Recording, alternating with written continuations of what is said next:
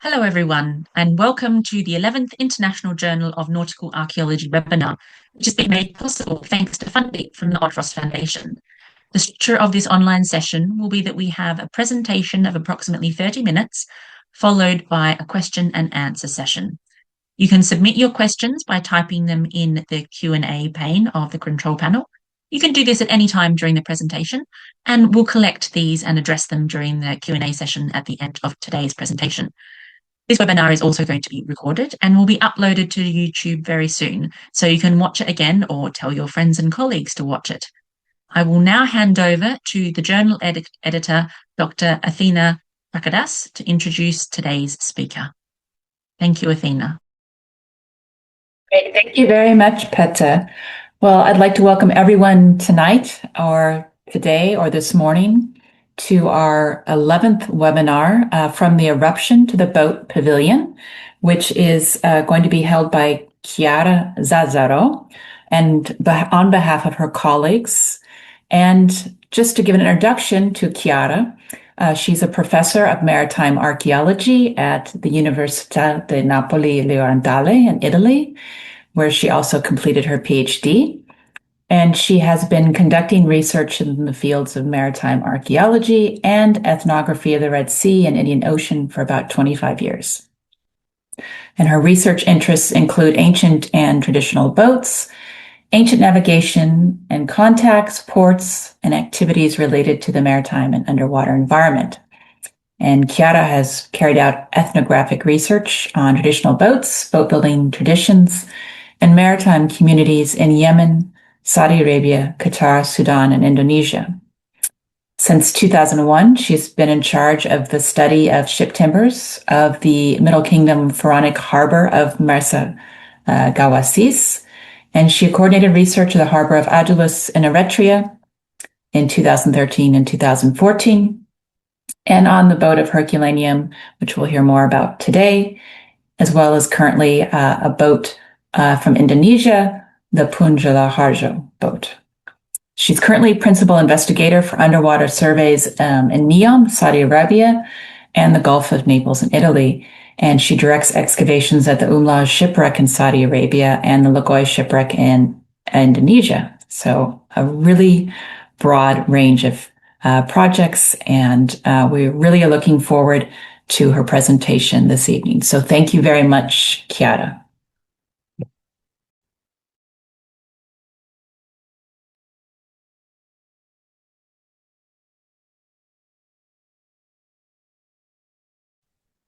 Thank you very much, Athena, and thank you also to the editorial board of the International Journal of Nautical Archaeology for this invitation. And good morning, good afternoon, and good evening to everyone. So today I will talk about the unique story of the Herculaneum boat. Before starting, I would like to express my gratitude to the staff of the Herculaneum Park that facilitated this research, and particularly to the former director of the Herculaneum Park, Francesco Sirano, who gave the permission to carry on this research. Of course, this research is the result of a collaboration with many people. So I'm particularly grateful to naval engineers who contributed and basically contributed especially to the reconstruction of the boat, Claudio Penza and Luigi Ombrato, and the staff of my university who helped with the photogrammetry of the boat. So in this presentation, I will talk a bit about the history of the boat in general, from the findings to the exhibit, with a particular focus on our research, which is the focus of the paper that has been published on IJNA, based on reconstruction, digital reconstruction of the boat.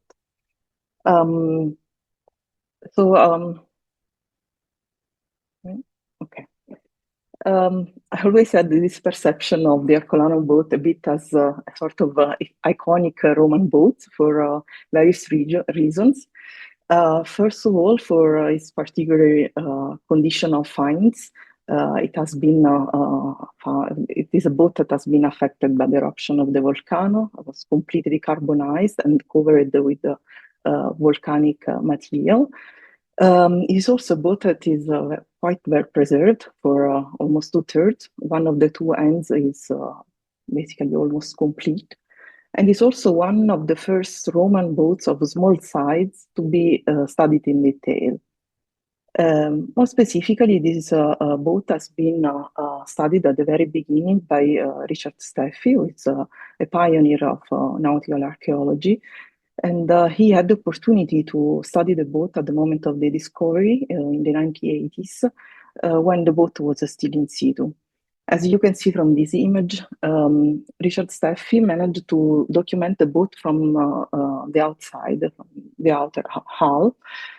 And he provided a very detailed documentation, which at the moment is the only documentation preserved of the outer hull, because after his documentation, the boat was covered by a fiberglass shell, which is not possible to remove anymore. So nobody else has had the possibility to look at the outer hull again after his study.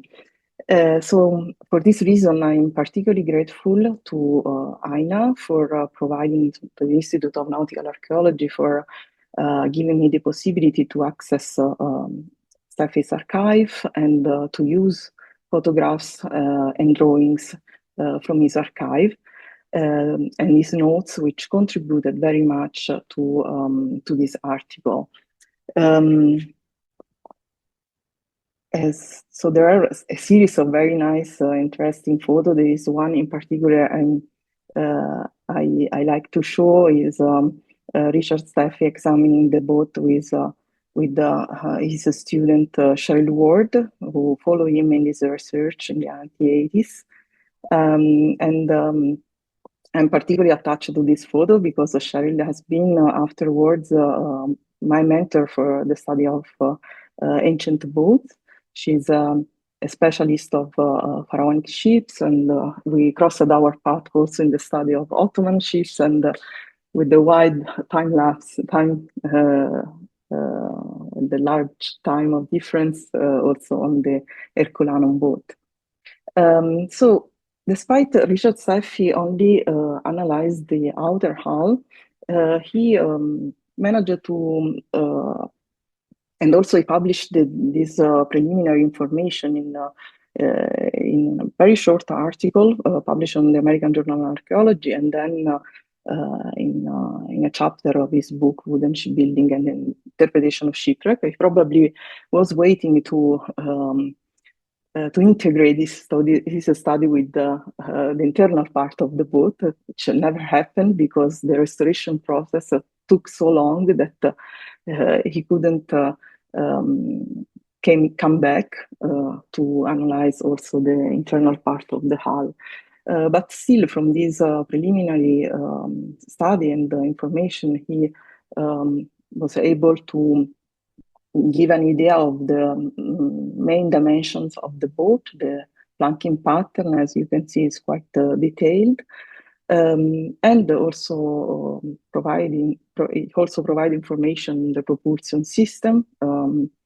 As you can see, the three tall pins are quite well visible in its reconstruction, well described.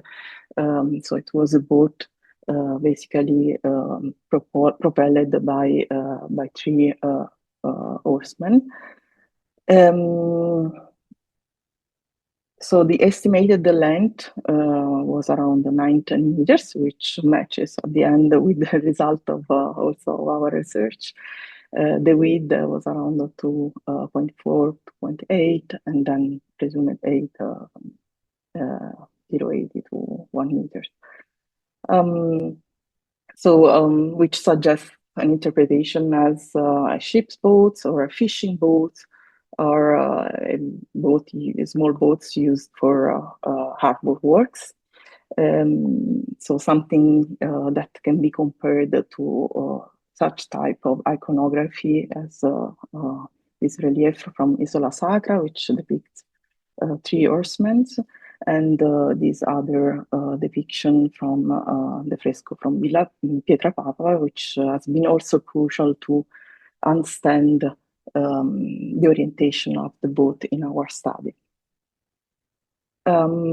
So the boat, as I mentioned before, was discovered in the 1980s when the Sovrintendenza at that time decided to extend the excavation of the city of Herculano, the ancient site of Herculano, towards west, so to understand the relationship among the city and the sea.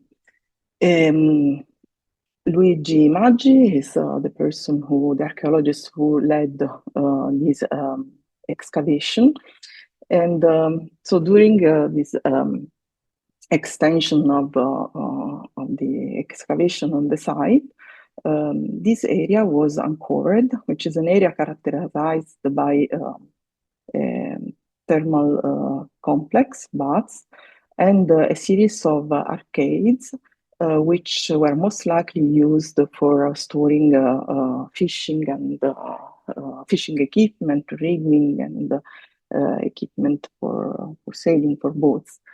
But then, at the time of the eruptions, these arcades were occupied by almost 300 inhabitants of Herculaneum that were escaping from the eruption of the volcano. So they found shelter inside this arcade. Here you can see the reconstruction of the disposition of the various bodies, the reproduction of which are still inside these arcades. And the boat was found in front of the thermal complex in this area, with near to another body. And as you can see, the position of the boat is overturned. The boat was found, the beach layer was found 20 meters below the actual working surface. So it means that 23 meters of volcanic deposit accumulated during the eruption on the beach of Herculano. So this is also an important data that emerged from the excavation conducted in the 1980s. So here you can see the volcano, and here the archaeological area of Herculano. And this line signs the ancient shorelines, which is basically 250 meters more inland comparing to the present coastline. So there has been a process of progradation after the eruptions of 250 meters. This is just to give an idea of what happened to the boat at the moment of the eruption. According to the archaeologists that conducted the excavation in the 1980s, the boat overturned during the first surge, and one of the two ends, the best preserved one, got stuck inside this first layer, and is actually the best preserved part of the boat because probably was less exposed to the heat than the rest of the boat. And then the first pyroclastic flows covered part of the boat. A series of materials ended up coming from the town, so pieces of wood, timbers landed on the boat, breaking parts of the boat. And inside the main break of the boat, the second pyroclastic flow entered and sealed the boat and allowed its preservation despite being completely carbonized. As I mentioned before, one of the bodies was found next to the boat. This body was interpreted as a possible soldier. So the interpretation derives from the fact that this person was wearing a sword and keys and the oar, and was a person of big size, a big man. And this suggested an interpretation which unfortunately cannot be proved, which has been suggested by the archaeologists before, that the boat might have been, the soldier with the boat was maybe trying to save some of the inhabitants of the Herculaneum. So it was coming probably from a larger boat anchored in the sea and trying to approach the coast to help to rescue the inhabitants of Herculaneum. It is suggesting an interesting interpretation, but unfortunately, we are not sure about this interpretation. The boat can also be a fishing boat used by the Herculaneum inhabitants that we know were also fishermen, and just being there on the shore at the moment of the eruption. So as I said before, the study of Richard Steffy has been crucial for this study, because we after the boat was removed from the archaeological area and covered by fiberglass, nobody could examine the external part of the hull. So here you can see the process of covering the boat with a first layer of Japanese paper, and then silicone rubber, and then fiberglass, and then it was overturned and carried up outside the archaeological area. And from this view, you can see that the part of the planking overturned and folded inside the hull. Because of the heat and the materials that landed on the boat and break the boat. This is the first drawing of the inner part of the boat, the inner hull, that was provided by the conservator and archaeologists that recovered the boat from the excavation. And after that, the boat was moved in the antiquarium and went under restoration in several steps until basically 2009. So from the 1980s, various steps of preservation, conservation processes that ended in 2009 when the boat was finally exhibited in an exhibition area, which is close to the site. So walking towards the side on the left side, it's not far away from the site, but somehow people ignored the pavilion. So one of the aim of this project was also that of revitalizing a bit the interest of the public for this very interesting boat. So the boat is there, it's in the excavation, and now can be visited every day. At the very beginning, it was not visible every day. So since 2009, then it started to be open in the following years. The boat was, as you can see, this is the fiberglass shell that I mentioned before, and the fiberglass shell had been put inside this structure. Is an anti-seismic structure, so which prevent any type of movements which could affect the fragile consistency of the boat. And then the folded part of the planking that I showed you before, this one, was detached during the conservation and placed nearby the boat. In this exhibition area, there are other finds that are related to the maritime activities of the city of Herculaneum, which are not directly related to the boat of Herculaneum, but found more or less nearby, like this vertical winch, which served to haul the boats from the shore to the beach. Then a series of oar, anchors and amphoras, and this stem decoration, which represent the head of a swan or a snake, which still preserve some color. In some reconstruction, it has been applied to the Herculaneum boat, but it's not related to it. It's probably related to another boat. So the idea of starting this project came to me in around 2015, 2016, when I was just back from my postdoc in England. And I wanted to start to do something to be more active on in my city, in my region.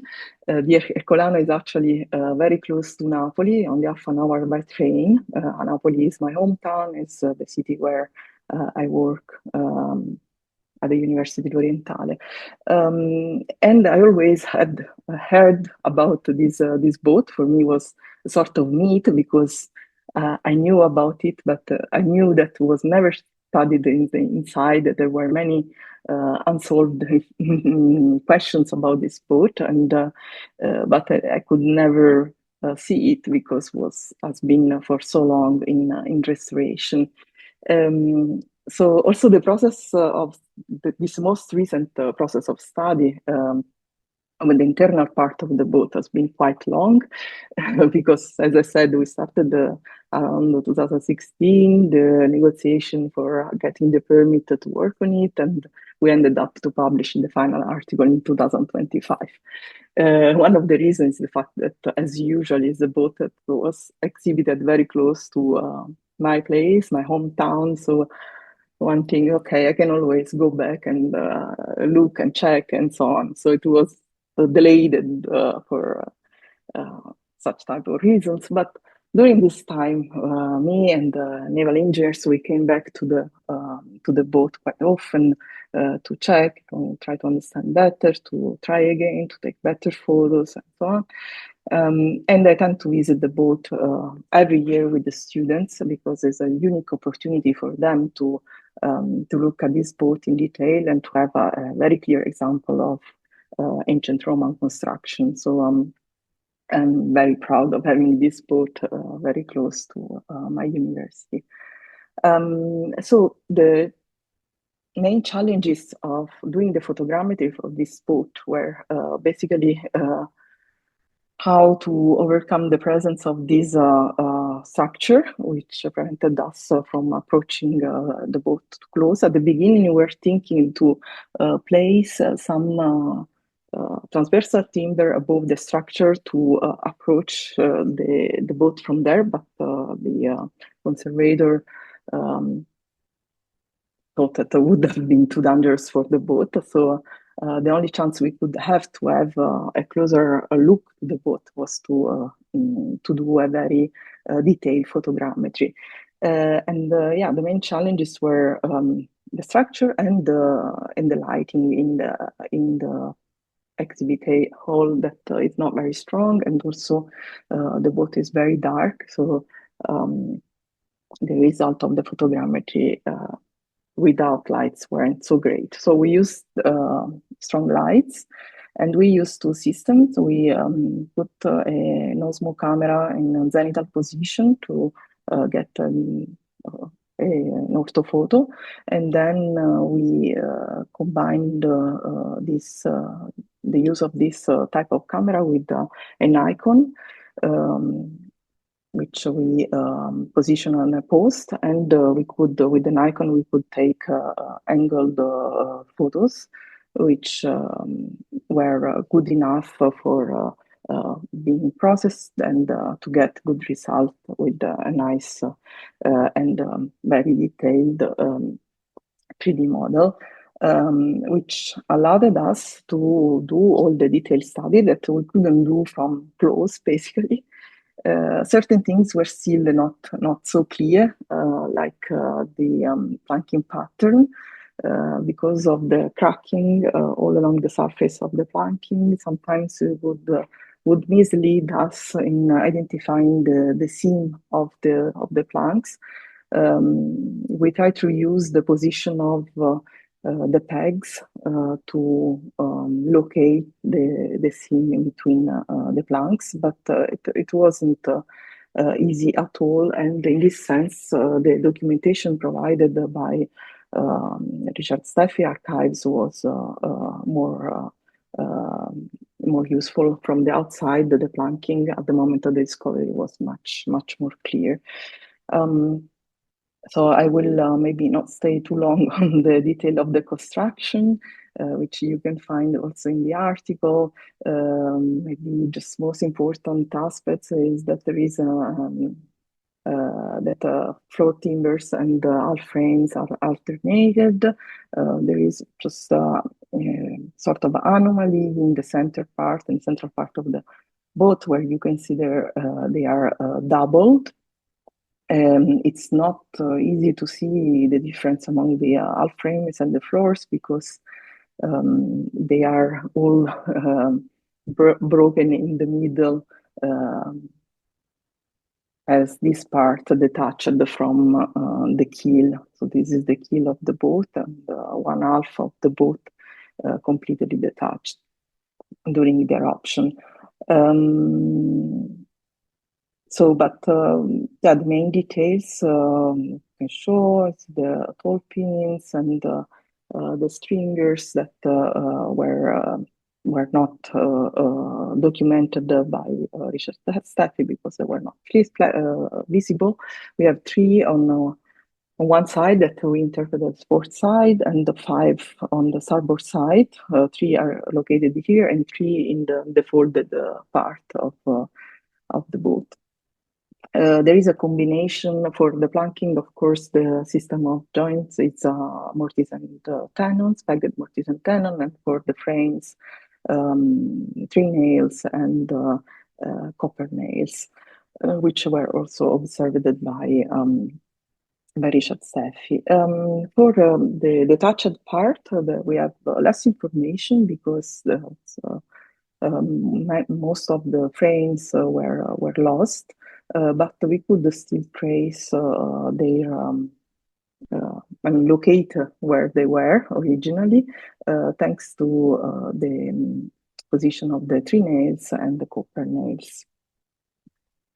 There are some interesting aspects in this boat. As I said, it's interesting, especially for the fact that it's quite well preserved, one of the 2 ends. Here you can see 2 beams, which suggested that an interpretation for Richard Steffy as rudder beams. So he thought that the boat would be orientated with the stern in this area. This interpretation has been revised in our article. Of course, you couldn't see in detail this structure, and some other details that were only noticed afterwards, when the boat was overturned. Still, we don't think that there is a final interpretation of the orientation of the boat, but we will discuss it in a bit. Okay, so another interesting detail is the side strake and the cap rail, which in this part, as you can see, is nailed, and this part is basically sculpted. And as you can see, the side strake stops when starts the space, the central part of the boat, with where the tall pins are located. And this is a frame which notches on the planking at the height of the whale. The whale, as you can see, is quite thick. It's composed by 2 pieces, and in the overall, it's almost 12 centimeters thick. and the two pieces of whales are nailed to each other. So yes, we come to the point of the orientation of the boat that has been discussed. Reading the documentation of Steffy, reading our comments by the reviewer of the article. So we ended up to revise a bit our interpretation. So the tall pins have traces of worn on both sides, but particularly on this side that face the bow of the boat. So if we paying attention to this detail and compare this detail, so if we suggest that the position of the oars was on this side of the boat, and we look at comparison of iconography and the traditional way in which oars are positioned in Mediterranean boats, this end would correspond to the bow of the boat. So basically, the oarsman would face the helmsman while rowing, and the oars, I don't know how much is visible in this image here, the oars are positioned four of the pins. So if we rely on these images, the preserved end of the Herculaneum boat would be, in this case, the stern, the bow, and the structure that we saw before on this end would correspond to knight heads and cat heads, which can find a comparison bit in the Archedo boat, which has been found in Pisa. So this structure would correspond to these parts of the boat, which were used for mooring and lashing the boat to docks. There are many details that we couldn't analyze, and we had to rely only on Steffy's data, as the planking, also the keel. An interesting detail of the keel is that as a false keel below, because it was probably hauled on the beach, so to protect the hull, and the chamfered corners to fit the garboard strakes. Also, Steffy noticed many more reparation and patches that us, because we couldn't approach so much the flanking. So we reported all this information in the article. And then I think I have to go a bit faster. We go to the point of the reconstruction. This is a part that I found quite interesting. We realized that the boat has been affected by lots of deformation due to different reasons. Twisting, rotations, breakthroughs, deformation due to the heat, the folded part, and so on. So in order to provide a coherent and understandable reconstruction of the boat, we thought it would have been useful to map the various deformation, which are quite unusual for a boat, certainly different from the deformation that a boat can have when sunk underwater.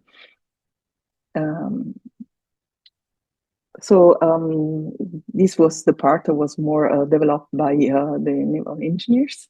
In the beginning, they thought that they tried to find the minimum angle between the floorboards and the oarlock to determine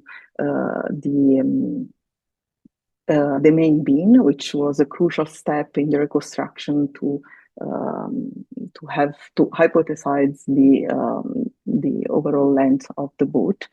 But actually they also realized together, discussing that certain parts of the boat were too deformed to could really correspond to the main beam. So the deformation should have been more carefully analyzed. So the area that was considered for the construction is this green part, because it's the one that is more extensively preserved. But within this area, there are also more specific deformation that had to be considered. So more linear deformation, and then a more exponential deformation going towards the other end. So these are the three main areas of deformation identified. And naval engineers ended up with the idea of selecting at least 10 sections to identify the main beam and progress with the reconstruction. So 10 sections that would be located near the frames and in the better preserved areas, less deformed areas. So it was a very careful selection, which led then to the identification of the possible main beam that ended up to correspond to the area where the double floor frames were positioned, so here and here. So the empirical, the hypothetical process developed by the engineers ended up to coincide with the observation that were conducted by the archaeologists on the construction of the boat. So the main beam would have at the end correspond with the reinforced part of the area of the hull, which was more reinforced by these double frames.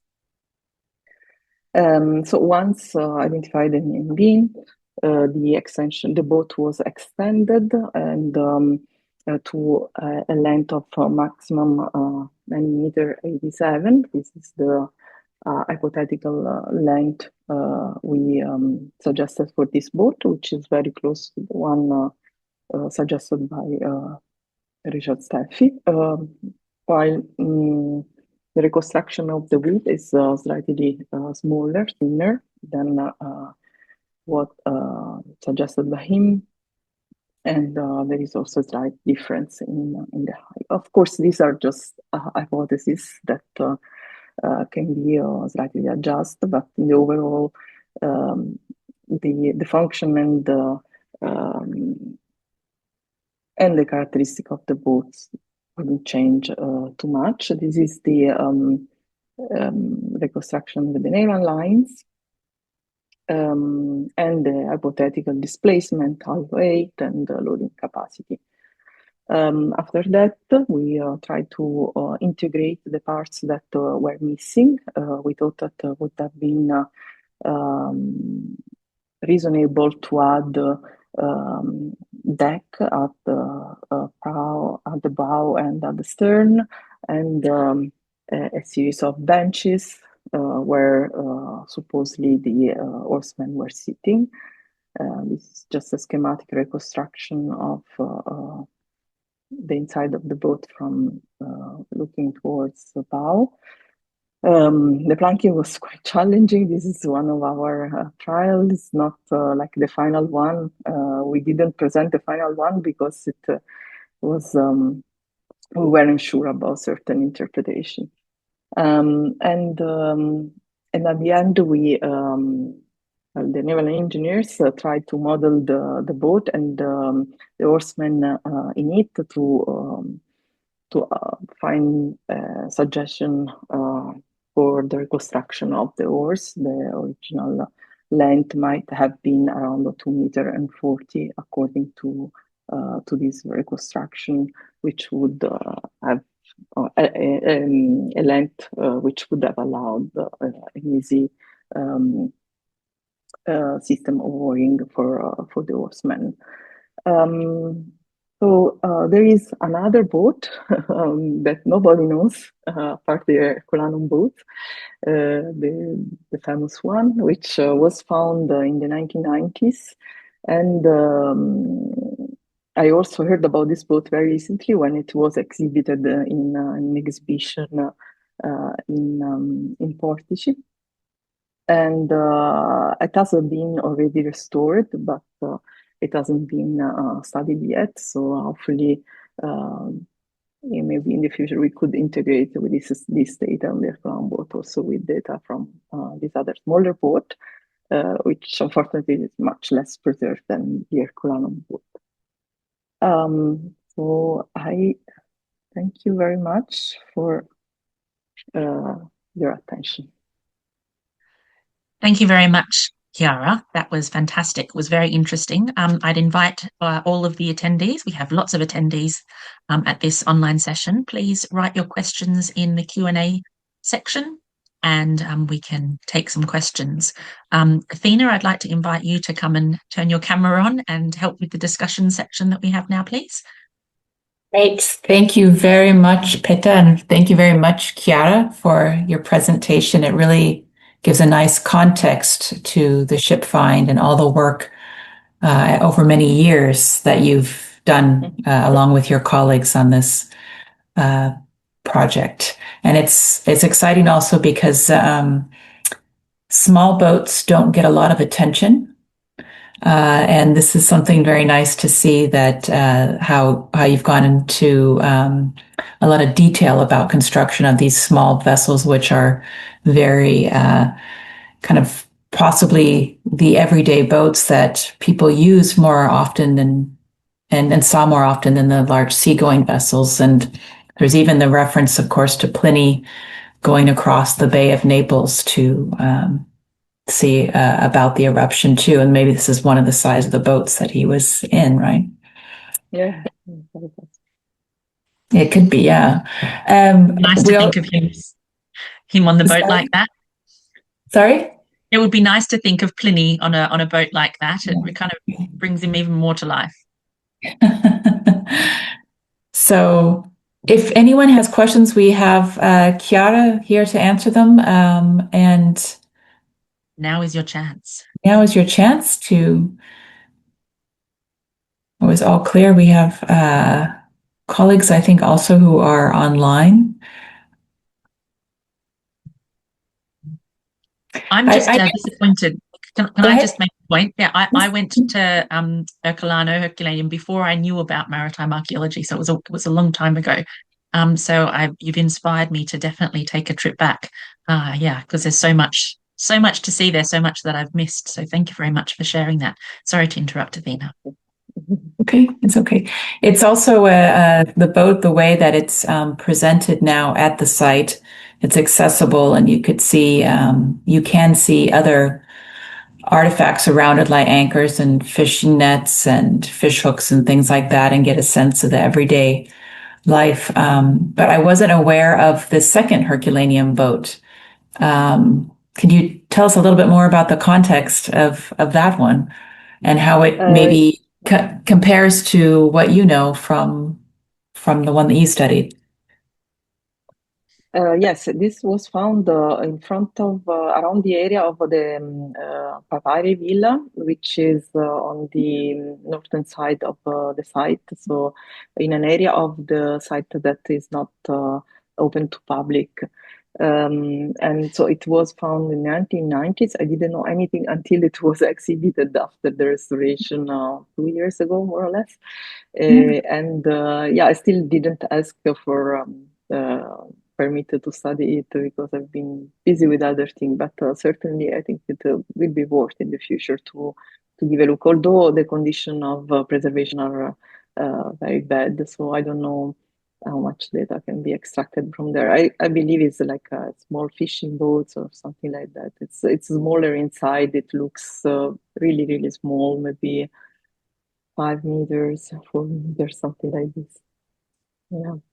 Where is it exhibited? It was exhibited in the Reggia di Portici, which is a village next to Herculaneum. It was exhibited only during a specific exhibition about the wood recovered from Herculaneum. various types of furniture in wood that were found and restored, and the boat was included within this exceptional exhibition. So now it's not visible anymore. It was a specific case. So this is also to answer the question. I saw that there is a question in the... Yes. Yeah. So yes, the Herculaneum boat is now visible every day. It has the same time schedule than the park, the Herculaneum Park, while the smaller one, it's not visible. We have another question here. A full size? No, we're not planning to build a full size replica, but it would be nice. Yes, certainly. Yeah. I was going to ask that question too. That would be amazing to go sailing around the bay there in a traditional vessel replica. Yeah, there are still very few, but there are still some boat builder in our region that could be able to do that. Very few left, so it would be good to do it before there won't be anyone else anymore. Is there a reason why you're not doing it? Is it just, time and money, or is there any issues about building it? I just didn't think about it, and yes, of course, you need to apply for grants, and it's quite expensive to build a replica. So yeah, it requires lots of time. But yeah, it's maybe something that could be done in the future, maybe by students as well, and with the help of more people. Yes. Do you have any ideas about kind of the range for such a vessel? Because you showed some of the iconography from Rome and from the region of these small fishing boats. Do you think that they would be the types of boats that people would use for fishing, or they'd use for everyday transport, or locally, or you could go, for example, from Herculaneum to Mycenium or Sorrentum in a rowboat like that, or would it make more sense to have a sailboat? Yeah, we didn't find any evidence of mast or mast steps inside. I remember from Richard Steffy notes, he was assuming that maybe could have been propelled also by sail, but he couldn't see the inside. When we observed the inside, we didn't find any evidence that could suggest that. So I presume it was just used propelled by oars. So I don't think it could go much far away. Between yes, as you said, the Amalfico's maximum would be the maximum. It could also have been used as ship's boats, if we believe the interpretation of some archaeologists, that could have been used to try to rescue the Herculaneum boats. So maybe it was related to a bigger ship waiting outside. Yeah, that's true. Yeah. And that's also we have some really nice iconographic examples from Italy on columns, and from portus of ships, big ships, cargo ships towing little ships' boats, but we don't ever really think about them in the archaeological evidence very much. So that's also a good thing to think about as well, these kind of tenders that go back and forth. Yeah. Larger ships. Great. Well, if you'd like to ask Chiara a question, now's the time. So please do type it in the chat.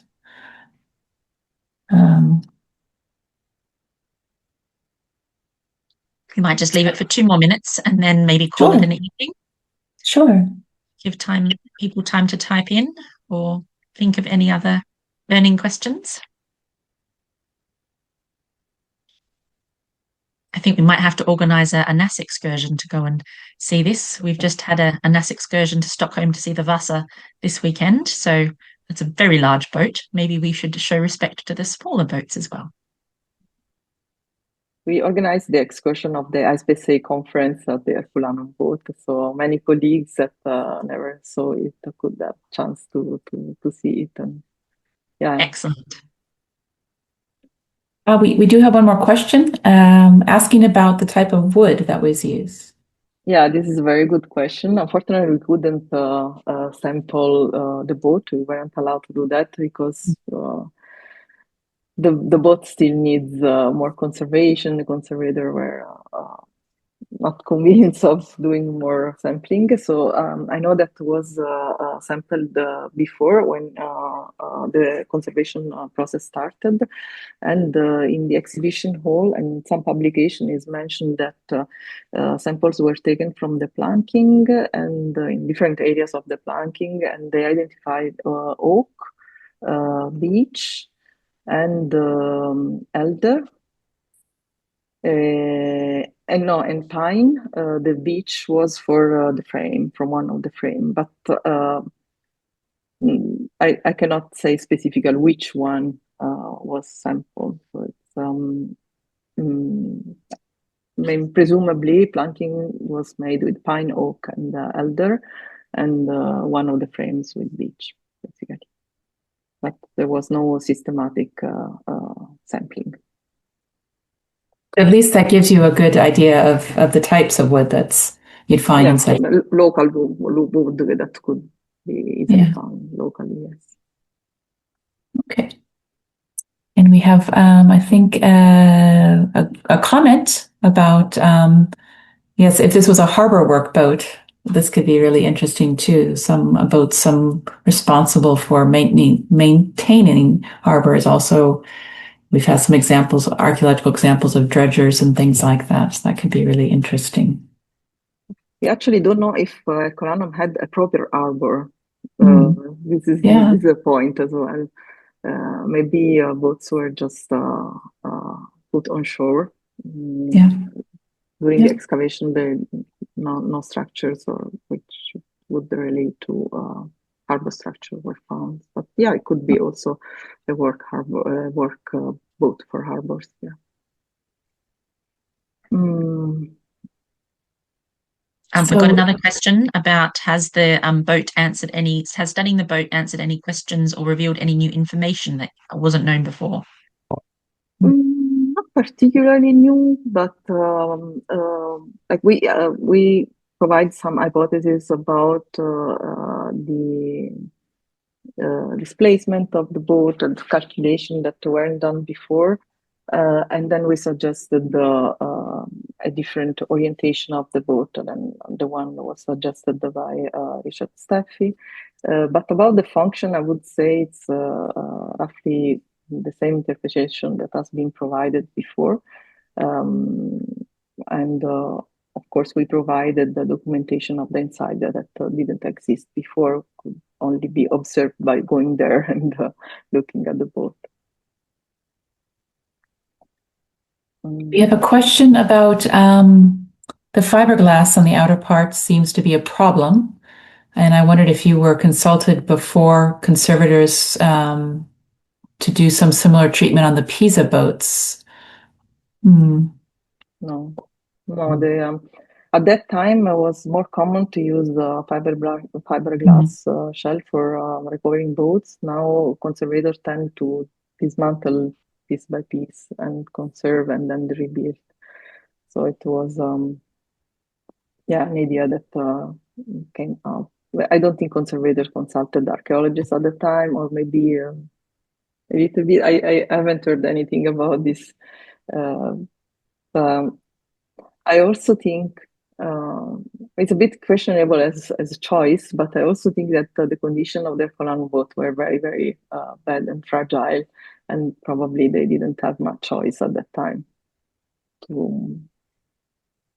Yeah. Okay. So I think that's the end of the questions now.